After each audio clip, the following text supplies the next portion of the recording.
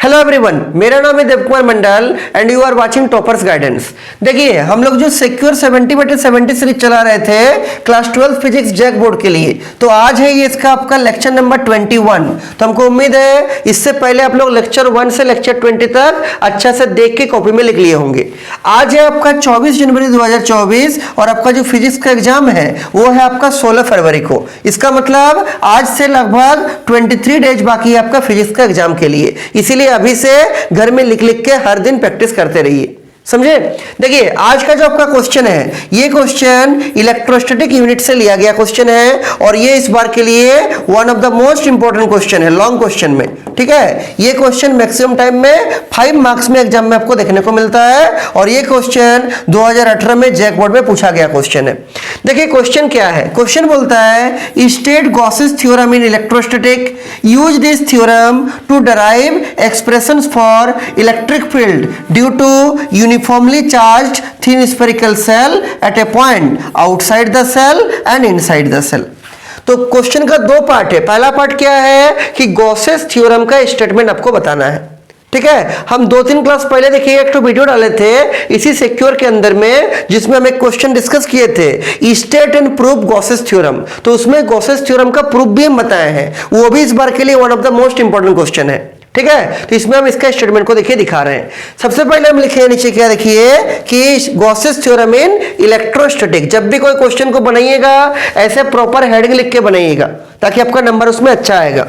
देखिए इसका स्टेटमेंट क्या है, पहले भी हम दिखाए थे। स्टेटमेंट इसका ये है कि this theorem states that the surface integral of electric field intensity over any closed surface that is the net flux in vacuum, जिसको हम लोग यहाँ पर फाई से दिखाए हैं। ठीक है, किसके बराबर होगा न क्लोज्ड सरफेस का surface integral of E dot D S, और ये किसके बराबर होगा न 1/ε0 times the total charge inside the closed surface. वही लिखे है is equal to 1/ε0 times the total charge inside the closed surface. क्या बोले, this theorem states that the surface integral of electric field intensity over any closed surface that is the net flux, जिसको phi से दिखाए हैं, is equal to 1/ε0 times the total charge inside the closed surface. तो exam में अगर आएगा इसका statement लिखने गॉसेस थ्योरम का, आपको यही लिखना है और नीचे मेंशन कर दीजिएगा वेयर क्यू क्या है, इज इक्वल टू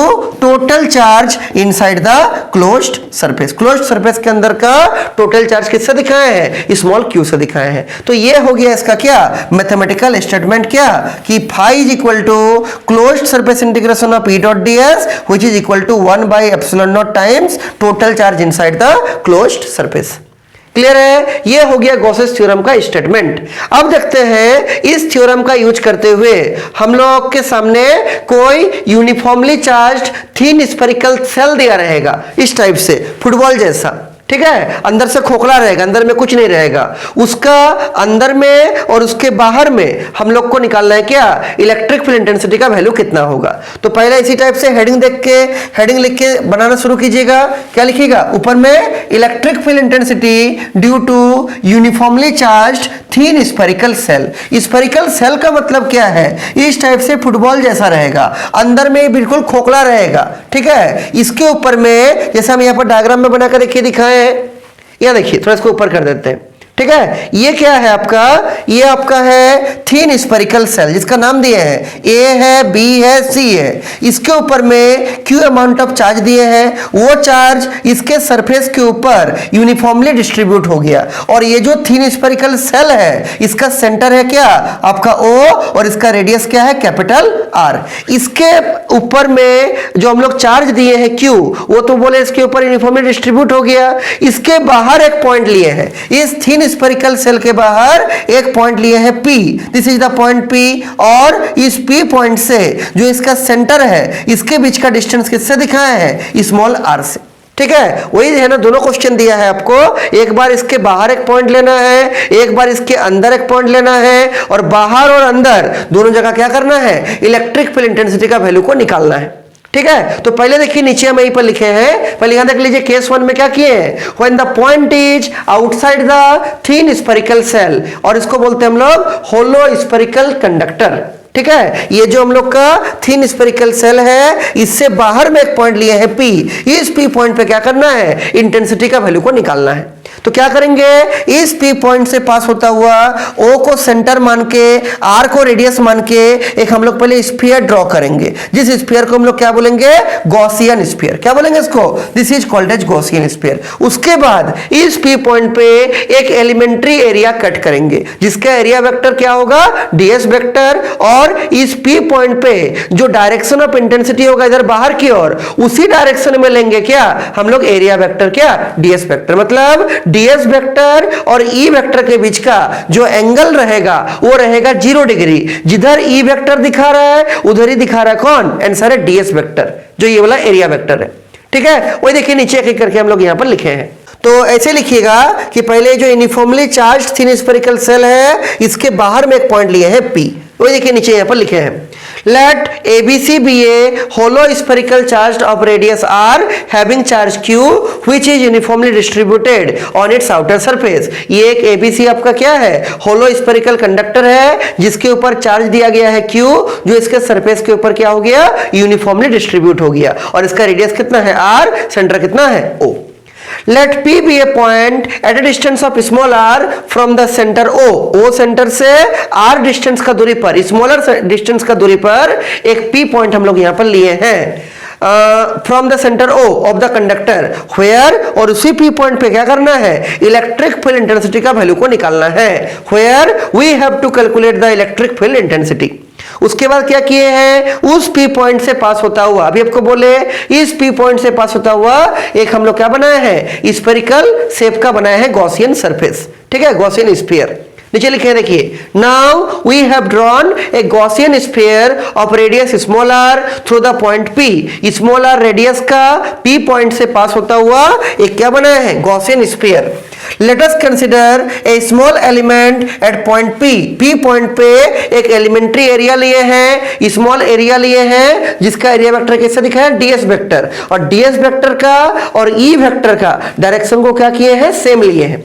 वो देखिए नीचे यहां पर लिखा है, let us consider a small element at point P of area vector ds vector which is along the direction of the electric field intensity E vector at the point P। मतलब जो ds vector है P point पर और जो electric field intensity है, दोनों का direction क्या लिए हैं, सेम लिए हैं। ठीक है, आगे देखिए नीचे लिखे हैं from Gauss's theorem. Gauss's theorem क्या बोलता है, closed surface integration of E dot ds बराबर क्या, 1/ε0 into total charge inside the Gaussian sphere. ये जो गॉसियन स्फीयर है, इस गॉसियन स्फीयर के अंदर का टोटल चार्ज आपको लेना है। इसके अंदर का टोटल चार्ज कितना है, Q है, तो Q से मल्टीप्लाई कर दीजिएगा, मतलब Q लिख दीजिएगा उसके जगह पर। नीचे लिखे हैं यहाँ पर the total charge inside the Gaussian sphere बराबर कितना, Q। तो यहां पर सिंपली इसके जगह पर क्या रख दीजिएगा, Q रख दीजिएगा। तो क्या होगा, 1/ε0 इनटू Q हो जाएगा, और बाएं साइड का एज इट इज चलता रहेगा यहां तक। उसके बाद देखिए, आप लोग को डॉट प्रोडक्ट को तोड़ने आता है, जैसे A डॉट B क्या होता है, आप लोग को मालूम होगा कि अगर एक वेक्टर आपके पास A है और एक वेक्टर आपके पास B है, जब दोनों का डॉट प्रोडक्ट निकालेगा तो क्या आएगा, ये बनेगा AB cos थीटा।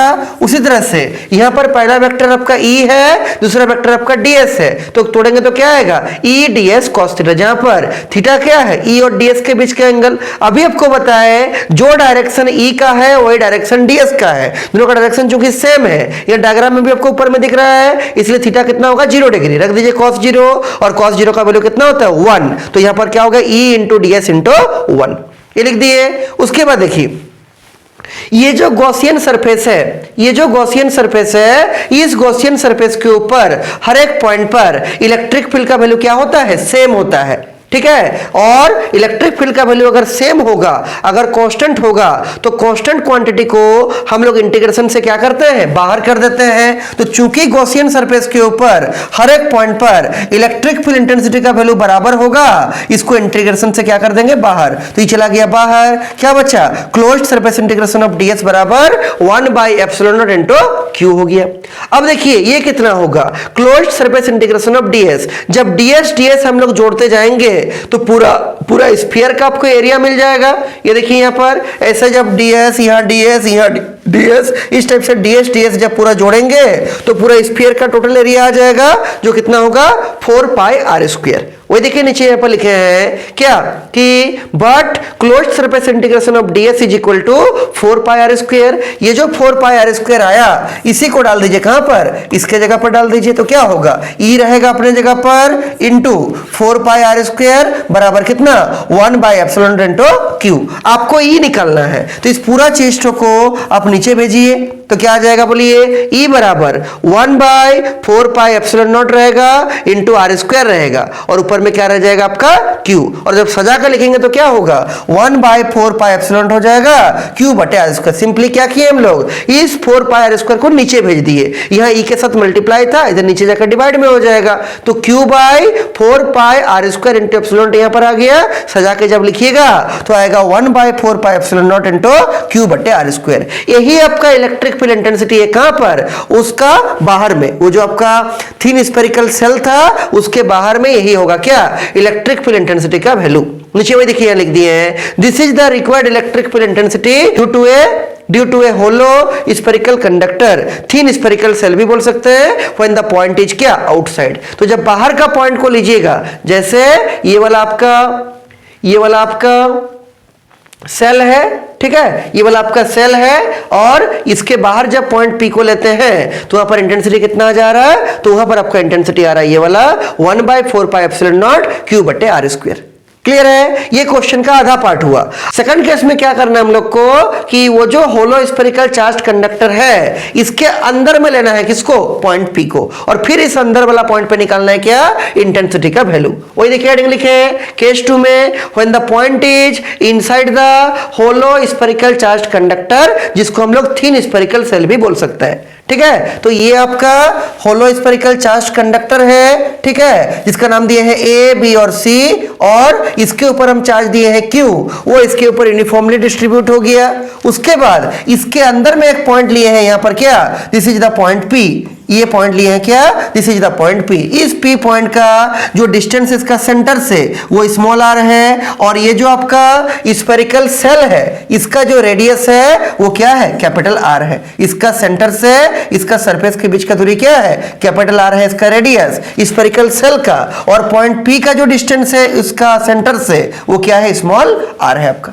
और यही जो P पॉइंट से पास होता हुआ एक तो हम लोग क्या किए हैं, हम लोग गॉसियन सरफेस बनाए हैं जिसको हम लोग क्या बोलेंगे, गॉसियन स्फीयर बोलेंगे। वही सेम टू सेम है, ठीक है। उसके बाद क्या किए हैं, इस P पॉइंट पे एक छोटा सा एरिया कट किए हैं जिसका एरिया वेक्टर क्या है, ds वेक्टर, और यहां पर भी ds वेक्टर का डायरेक्शन और इलेक्ट्रिक फील्ड का डायरेक्शन को क्या रखे हैं, सेम, ताकि इन दोनों के बीच में एंगल कितना बने, थीटा बराबर बने 0 डिग्री।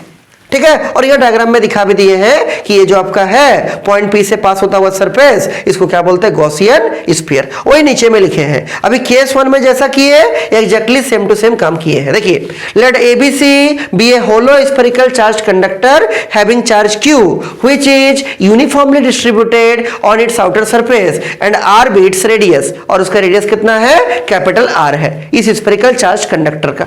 ठीक है, अगर देखिए let P be a point inside the hollow spherical charge conductor, इसके अंदर में एक पॉइंट लिए हैं हम लोग क्या, point P at a distance of small r from the centre O of the conductor, और इसका सेंटर से इस P पॉइंट का दूरी कितना है, स्मॉल r है। अगला क्या किए हैं कि इससे हम लोग एक तो गॉसियन सरफेस को ड्रॉ किए हैं, ठीक है, स्फेरिकल शेप में।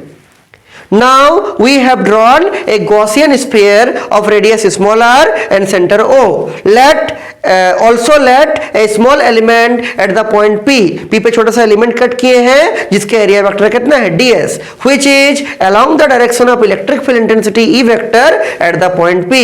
जिससे कि इस ds का डायरेक्शन और इंटेंसिटी डायरेक्शन क्या है, उस P पॉइंट पे सेम है, दोनों आपका बाहर की तरफ दिखा रहा है। अब गॉसेस थ्योरम लगाएंगे। We have from Gauss's theorem क्या होता है, closed surface integration of E dot ds बराबर 1 by epsilon not into total charge inside the Gaussian surface. ये पूरा सेम टू सेम चलते रहेगा। अब देखिए इसको तोड़ेंगे डॉट प्रोडक्ट को, तो E डॉट ds क्या होगा, E ds cos थीटा, लेकिन E का डायरेक्शन और ds का डायरेक्शन सेम है तो थीटा का वैल्यू कितना हो जाएगा, 0, तो ये रख दीजिए cos 0, और cos 0 का वैल्यू होता है 1, तो ये हो गया 1, तो क्या बनेगा, E ds इंटू 1 मतलब E ds, और राइट साइड का सेम टू सेम चलते रहेगा। ठीक है, तो ये हो गया ई डी एस बराबर 1 by epsilon into total charge inside the Gaussian surface. उसके बाद देखिए हम लोग का जो गॉसियन सरफेस है उसका एक प्रॉपर्टी है क्या, उसके हर एक पॉइंट पर इलेक्ट्रिक फील्ड इंटेंसिटी का वैल्यू बराबर होता है। तो अगर ये कांस्टेंट क्वांटिटी है ई, इसको इंटीग्रेशन से बाहर कर देंगे तो ये चला गया बाहर, क्या बचा, closed surface integration of DS. अब देखिए डीएस डीएस डीएस डीएस जब पूरा को जोड़ेंगे, ठीक है, ये आपका सरफेस है, यहां पर लिए थे डीएस, ऐसा डीएस डीएस जब सबको जोड़ेंगे तो पूरा इसका सरफेस एरिया आ जाएगा जो कितना होगा 4 पाई आर स्क्वायर। इसको यहां पर डाल देंगे तो E into 4 pi r square बराबर क्या 1 by epsilon into total charge inside the Gaussian surface. अब देखिए इस गॉसियन सरफेस के अंदर टोटल चार्ज कितना है, तो ये आपका गॉसियन स्फीयर है, गॉसियन सरफेस है, इसके अंदर तो कोई चार्ज ही नहीं है, चार्ज तो आपका यहां पर था। तो ये पी पॉइंट से पास होता हुआ जो गॉसियन स्फीयर बनाए हैं, क्या इसके अंदर कोई चार्ज है? आंसर इसके अंदर कोई चार्ज नहीं है, जीरो होगा इसके अंदर चार्ज। वही देखिए नीचे लिख दिए हैं, क्या लिखे हैं नीचे में, but the total charge inside the Gaussian sphere बराबर जीरो। तो यहां पर रख दीजिए जीरो, तो क्या हो जाएगा E into 4 pi r square बराबर 1 बाई एप्सिलॉन इंटू जीरो। तो ये पूरा को क्या कर देगा, जीरो कर देगा। और इस 4 पाई आर स्क्वायर को ये E के साथ मल्टीप्लाई में था, जब जीरो से डिवाइड कीजिएगा तो जीरो बटे एनीथिंग क्या होता है, जीरो, इंटेंसिटी कितना आ जाएगा, जीरो। इसका मतलब वो जो आपका थिन स्फेरिकल सेल था उसके अंदर में जो इलेक्ट्रिक फील्ड इंटेंसिटी होगा उसका वैल्यू कितना आएगा, जीरो आएगा। वही आपको निकालना था, ठीक है। Therefore electric field intensity at a point inside the hollow spherical charge conductor बोलिए या थिन स्फेरिकल सेल बोलिए, वो कितना होगा, इज इक्वल टू जीरो आएगा। समझे? तो यही आपका पूरा क्वेश्चन दिया गया था। ये क्वेश्चन लॉन्ग आंसर में one of the most important question आपका एग्जाम पॉइंट ऑफ व्यू से। तो हमको उम्मीद है ये आप लोग को ठीक से समझ में आ गया होगा, ठीक है। इसमें 3 क्वेश्चन था। पहला क्या था, गॉसेस थ्योरम का स्टेटमेंट जो आपको बता दिए, ये इसका मैथमेटिकल स्टेटमेंट है, फाई बराबर closed surface integration of E dot ds बराबर 1 by epsilon into q। Second question था इसमें कि इलेक्ट्रिक फील्ड इंटेंसिटी निकालना है uniformly charged thin spherical cell के लिए। एक बार निकालेंगे बाहर में एक पॉइंट पर, P पॉइंट पर, एक बार निकालेंगे इसके अंदर। तो अंदर तो जीरो आया अभी जो केस 2 में दिखा है, और बाहर कितना आया था ना, बाहर आया था ये वाला 1 by 4 pi epsilon not q बटे आर स्क्वायर। और अंदर कितना आया था, अंदर आया था आपका जीरो, ठीक है। अंदर कितना आया था, अंदर आपका आया था ये जीरो। तो ये आपको पूरा काम करना है। तो हमको उम्मीद है आपको ये सब ठीक से समझ में आ रहा होगा। अगर इसमें कहीं पर किसी को कुछ भी डाउट है तो वो सबको पूछिएगा, हम फिर सबको समझा देंगे, ठीक है। इसका अच्छा से प्रैक्टिस करके याद कर लीजिएगा, ठीक।